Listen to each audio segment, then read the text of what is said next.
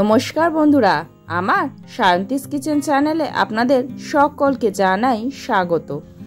আজকে আমার মা একদম পাকা পুঁইমিটুলি দিয়ে একটা দুর্দান্ত রেসিপি দেখাবে। এই পাকা পুঁইমিটুলি অনেকেই খেতে চান না, তবে এটা কিন্তু দুর্দান্ত খেতে লাগে যদি এইভাবে বানানো যায়।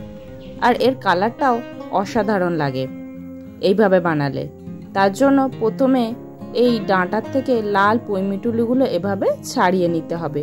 খুব হালকা হাতে ছাড়াতে হবে, না হলে কিন্তু এটা ফেটে এর ভিতর থেকে কালারটা বেরিয়ে যাবে।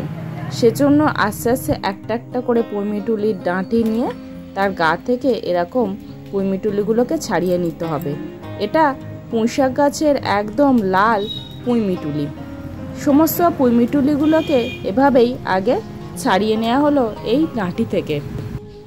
আর ঠিক এই সময় এরকম গাছ পাকা পুঁইমিটুলিগুলো পাওয়া যায়।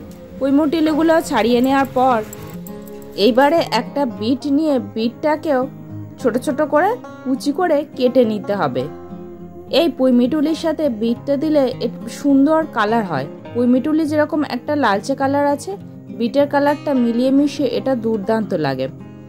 সেজন্যই বিটটাকেও ছোট ছোট কুচি করে কেটে নেওয়া হলো। এইবার কড়াইতে সামান্য একটু রিফাইন তেল নিয়ে নেওয়া হলো।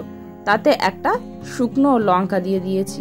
শুকনো লঙ্কা দেওয়ার পর এইবার ধুয়ে রাখা বিটের কুচিগুলোকে দিয়ে দিতে হবে। বিট কিন্তু একটু শক্ত হয়, বিটটা কুক করতে সময় লাগে। সেজন্যই মা আগে বিটগুলোকে কড়াইতে দিয়ে দিয়েছে। বিটটা দিয়ে আগে তেলের উপরে হালকা একটুখানি ভেজে নিতে হবে। তারপর বিটটা দিয়ে হালকা একটুখানি ভেজে নেওয়ার পর এইবার এর ভিতরে দিয়ে দিতে হবে কুচি করে রাখা আলু। আলুগুলোকে দিয়েও অল্প একটু ভাজতে হবে। তবে বিটটা মোটামুটি 20% কুক হয়ে যাওয়ার পর কুচি করে রাখা আলুগুলোকে দিতে হবে। আলুগুলো ঠিক বিটের মতো একই মাপের কেটে নেওয়া হয়েছে। বিটের সাথে আলুগুলো দিয়ে ভাজতে ভাজতে আস্তে আস্তে আলুগুলো বিটের মতো লাল হয়ে যাবে। পুঁইমিটুলি কিন্তু কুক করতে একদমই সময় লাগে না। সেজন্যই আলু আর বিটটাকে আগে একটুখানি ভেজে নিতে হবে, যতক্ষণ না পর্যন্ত এগুলো মোটামুটি 30 থেকে 40% কুক না হয়ে আসে, ততক্ষণ পর্যন্তই এগুলোকে ভাজতে হবে। এগুলো কিছুক্ষণ ভাজতে ভাজতেই দেখবেন আলুগুলোর কালারও বিটের মতো হয়ে যাচ্ছে। দেখুন আলুগুলোতেও হালকা লালচে রং ধরে এসছে আর আলুগুলো অল্প নরম হয়ে এসছে। এইবারে কেটে ধুয়ে রাখা পুঁইমিটুলিগুলো দিয়ে দেওয়া হলো। পুঁইমিটুলিগুলো দিয়ে এবার এর সাথে ভালো করে মিশিয়ে নিতে হবে। এগুলো কিন্তু একদম অল্প আঁচে একটু সময় ধরে ভাজতে হবে। ঢাকা দিলে এর থেকে জল বেরিয়ে আসবে। সেজন্যই অল্প আঁচে ধৈর্য ধরে এগুলোকে ভেজে নিতে হবে। আস্তে আস্তে এগুলোকে এপিটোপিট করে ভাজতে হবে।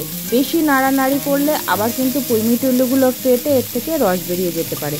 কিছুক্ষণ ভেজে নিয়ে এবারে হালকা একটুখানি চাপা দিয়ে রাখা হয়েছিল মিনিট 2 মতো। এইবারে দেখুন আলুগুলোর কালার কিন্তু চেঞ্জ হয়ে এসছে, সমস্তটাই লাল হয়ে গেছে। এইবার এর ভিতর পরিমাণ মতো নুন আর অল্প একটু হলুদের গুঁড়ো দিয়ে দেওয়া হলো। হলুদ গুঁড়োটা জাস্ট নর্মালি দেওয়া হলো। আপনারা যদি স্কিপ করতে চান এটা অবশ্যই স্কিপ করতে পারেন। এইবারে নুন আর হলুদের গুঁড়োটা দিয়ে ভালো করে মিশিয়ে নিতে হবে। মিটুলি মোটামুটি 50% কুক হয়ে যাওয়ার পরে কিন্তু নুন আর হলুদ গুঁড়োটা দিতে হবে। তারপর আবার একটুখানি চাপা দেওয়া হলো। যেহেতু নুন দেওয়া হয়েছিল তাই নুনের থেকে একটু জল বেরোবে এবং সেই জলেই কিন্তু পুঁইমিটুলিটা আস্তে আস্তে কুক হয়ে যাবে। সেজন্যই চাপা দিয়ে রাখা হয়েছিল। এইবারে ডুমো ডুমো করে কেটে রাখা পেঁয়াজগুলোকে দিয়ে দেওয়া হলো। এখানে বড় সাইজের 2টো পেঁয়াজকে এভাবে ডুমো ডুমো করে কেটে রাখা হয়েছিল, সেগুলোকে দেওয়া হলো। দিয়ে এর সাথে ভেজে নিতে হবে। তবে যে ছাঁচি পেঁয়াজগুলো পাওয়া যায় ছোট ছোট, সেটা এই সময় পাওয়া যায়। সেই পেঁয়াজগুলো আপনারা এর ভিতরে দিয়ে দিতে পারেন ছাড়িয়ে। আর সামান্য একটুখানি চিনি দেওয়া হলো।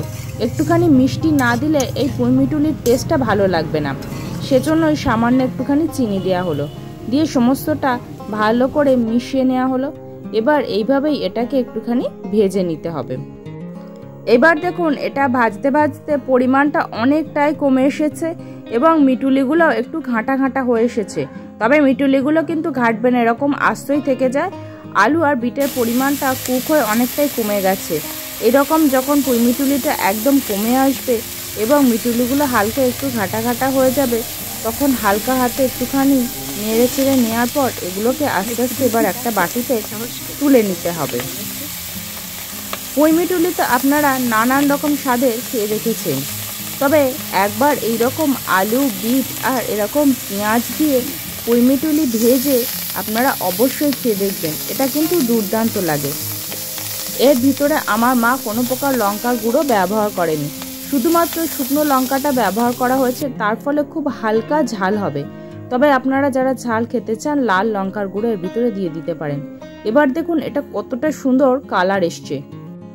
পুঁই মিটুলির এই রেসিপিটা কিন্তু ভাতের সাথে দুর্দান্ত লাগবে।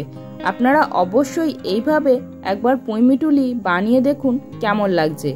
আমার এই ভিডিওটা আপনাদের কেমন লাগলো অবশ্যই কমেন্ট করে জানান। ভালো লাগলে একটা লাইক করুন, পরিবার, বন্ধু বান্ধব, আত্মীয় স্বজনের সাথে এটি শেয়ার করুন। আমার এই ছোট্ট পরিবারের সদস্য হতে চ্যানেলটি সাবস্ক্রাইব করে পাশে থাকুন। ভিডিওটি শেষ পর্যন্ত দেখার জন্য অসংখ্য ধন্যবাদ।